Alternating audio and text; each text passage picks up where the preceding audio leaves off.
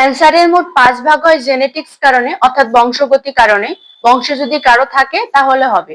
আর 95 ভাগ থাকে আমাদের উপরে, আমাদের জীবনযাপন, আমাদের খাদ্য অভ্যাস।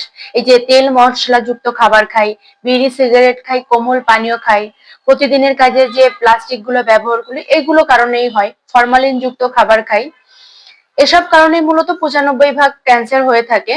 তো জেনেটিক্স কারণে যে ক্যান্সারটা হয়, এখানে তো আপনার আমার কোনো হাত নেই।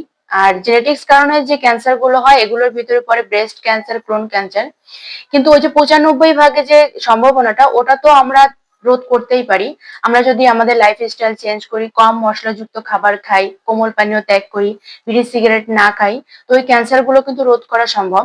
ক্যান্সার কিন্তু দিন দিন খুব মারাত্মক হয়ে উঠছে, বিশেষ করে ইয়াং জেনারেশনের উপর খুবই মারাত্মক প্রভাব ফেলছে। দেখা যাচ্ছে বৃদ্ধদের থেকে ইয়াং জেনারেশনই ক্যান্সারে বেশি ভুগতেছে। তাই ক্যান্সার থেকে বাঁচতে গেলে, সুস্থ থাকতে হলে আজই ক্যান্সারের বিরুদ্ধে সোচ্চার হন। সুস্থ থাকুন, ভালো থাকুন।